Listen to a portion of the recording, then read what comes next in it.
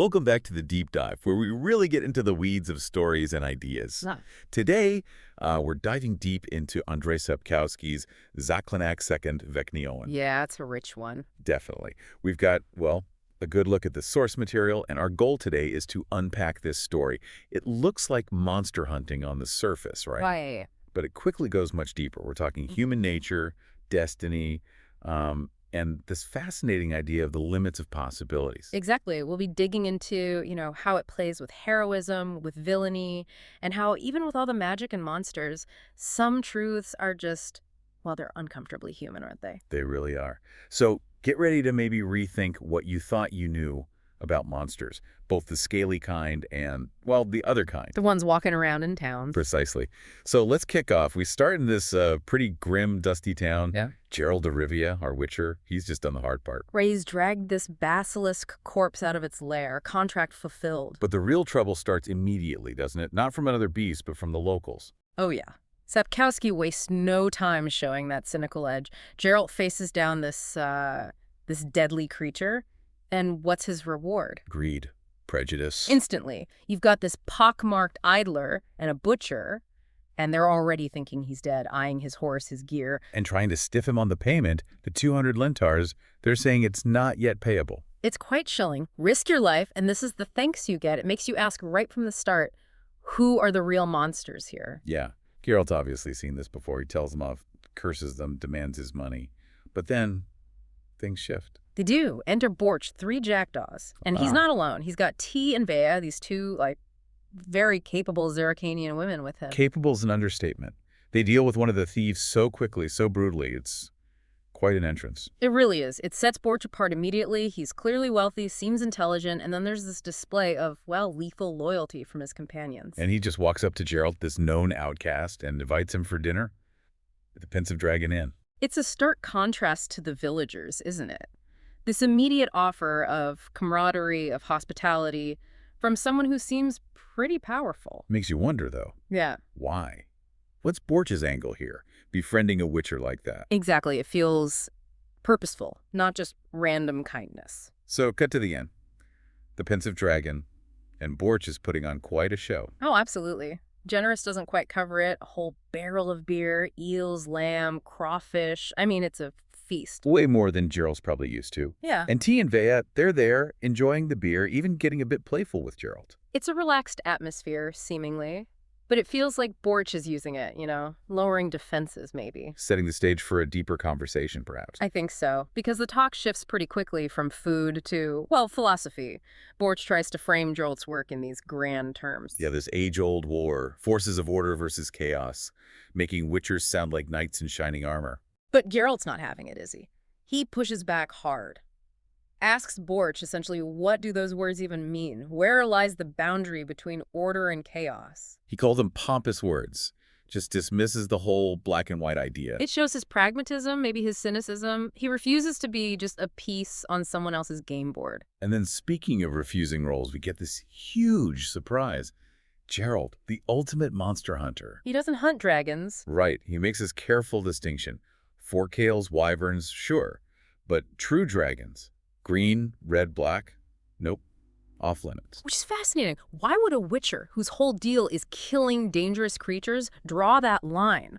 Borch is stunned, calls dragons the most disgusting, cruel, and dangerous. Geralt even corrects him on the colors. Green are actually gray, red are more rusty. It's like he knows them. He does, and then he dismisses the idea of golden dragons entirely. It calls them legendary, mythical, like a phoenix, just impossible folklore. Which leads us right into this core concept, the limits of possibilities. Geralt seems so certain here. He really does. He argues that if a golden dragon did exist, it'd be an error of nature, a mutant. And mutants, he says, mutants are sterile, Borch. Oof. That hits close to home for a witcher, surely. Absolutely. He believes only legends can sustain the impossible. It's a very defined, almost scientific boundary he's drawing in this world of magic. A boundary that's about to be tested, though. Oh, definitely. So the journey continues. Geralt, Borch, T, Vea. They run into a roadblock. King Nedemir's men. And who else is stuck there but Marigold, the bard? Of course. Can't have an adventure without Marigold. And he's got the story. He saw the dragon near Hullapole. Gray like dust, he says, attacked some sheep. than women washing clothes. But the key thing is this dragon was apparently poisoned by a local shoemaker, Kozojed. It's weakened. Which reveals the real reason for this royal dragon hunt. It's not about bravery or protection. No, it's politics, ambition. Exactly. There's a prophecy, kill a dragon, win a princess and a throne, so King Nedimir sees his chance, an easy victory against a sick dragon. Pretty cynical stuff. It really is. And look who else is gathering for this supposedly noble hunt. It's quite the crew. You got Eka de Nessel, the super pious knight. Who thinks witchers and sorcerers are filth, by the way? Right.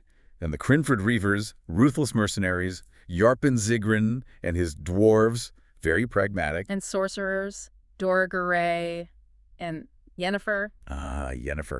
Gerald's medallion trembles. That says it all. It certainly does. So you have this powder keg of competing agendas, prejudices, ambitions, all heading for one weakened dragon. And then things get literally shaky. The bridge gives way. A real crucible moment. And who steps up? Ekik, the knight who despises them.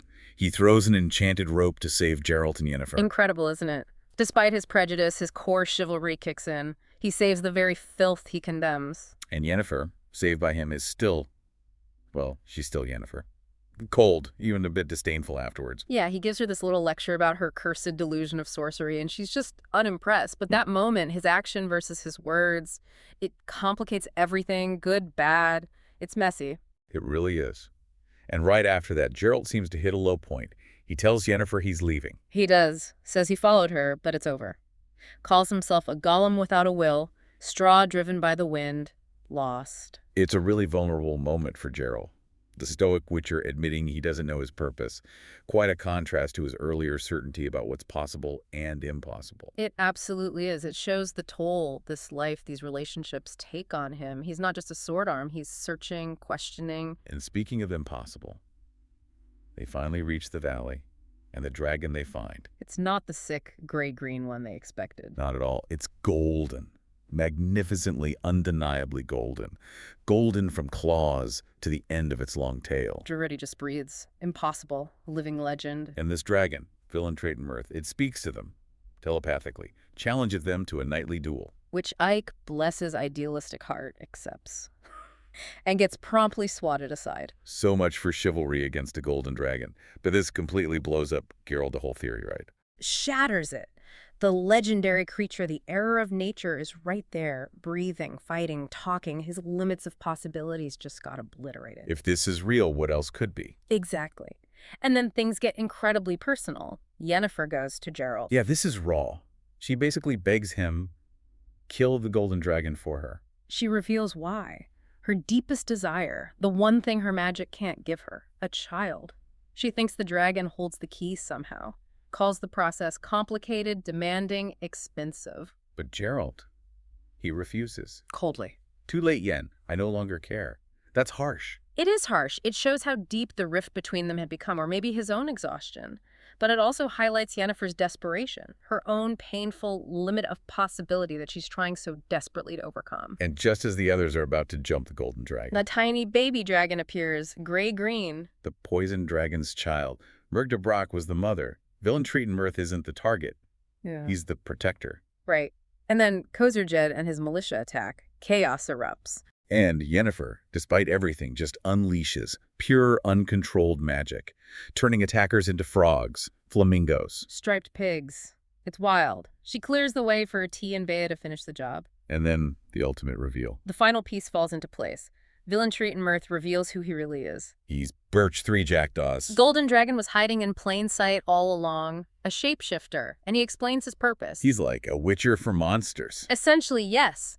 He says creatures labeled monsters are endangered by humans, they need protectors. And he chose human form because, unlike other dragons, he actually likes humans. Finds them fascinating, not repulsive. That's incredible. The impossible legend loves humanity. Merg de Brock called him for help, and the baby dragon is his reward. It flips everything. The monster is the hero. Geralt's certainties are dust. And amidst all this, Geralt and Yennefer, they connect again. A kiss. A fragile moment of hope. Yeah. But then villain Borch gives them that prophecy. Yeah, destined for each other, but nothing will come of it.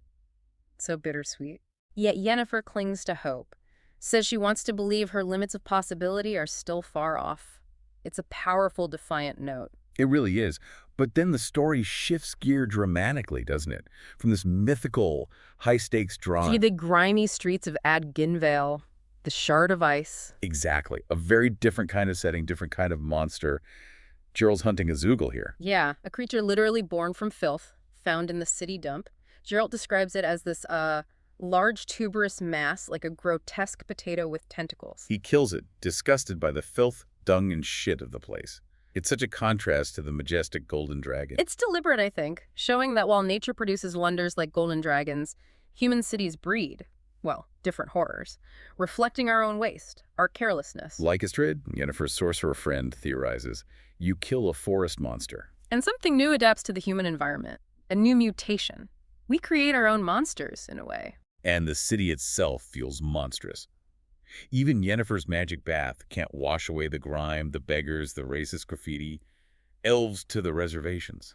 The human vices are just laid bare. It's not about grand battles here. It's about petty corruption, baked-in prejudice. Like the mayor, Herbolth tries to cheat Geralt out of 5 marks for killing the Zoogle. Pure avarice. And his bigotry, too. Blaming elves for everything, believing mice hatch from straw. It's ignorance fueling hate. Then there's Cicada, the enforcer, challenging Geralt, saying witchers just use smoke in people's eyes. Yeah, the monsters in Ginvale are undeniably human. The city's name, Shard of Ice, feels chillingly accurate for the coldness, the corruption you see there. And Istredd adds another layer to this human-made monstrosity, doesn't he? Talking about magic ingredients. Right, how things like virgin's blood or dragon's tears are deliberately kept sounding gruesome and mysterious. Right, to keep magic exclusive. Exactly, to stop any rabble from learning it. It's about maintaining power, controlling knowledge, another kind of limit imposed by humans on other humans. A social monstrosity, like you said. And even Yennefer, powerful as she is, feels trapped by her own limits here. Her sadness about not having children really comes through. Yeah. She dismisses human legends as boring, prefers the elven ones, the tragic ones like the Winter Queen, the shards of ice that lead to these endless, unfulfilled quests. It feels like her own quest, in a way, seeking something beyond her own limits. It absolutely does. It ties back beautifully to the dragon story, showing that this theme of limits, desires, and the nature of monstrosity plays out on both grand mythical scales and deeply personal human ones. So we've gone from a golden dragon protector to a garbage monster, from grand prophecies to petty corruption. This deep dive really shows the complexity Sapkowski builds. It truly does. The limits of possibilities, it's not just about magic or nature, it's about us, our empathy, our prejudice, how we define monster. Sometimes being heroic isn't about slaying the beast. Sometimes it's about protecting something unexpected, or maybe just figuring out your own purpose when the world doesn't seem to offer one. So, thinking about all this, the dragon who loved humans, the city breeding its own decay, it leaves us with a thought, doesn't it? What kind of legends do you, listening now, choose to believe in? And where might you find real protection, or maybe even real monstrosity, in the most unexpected places in your own life?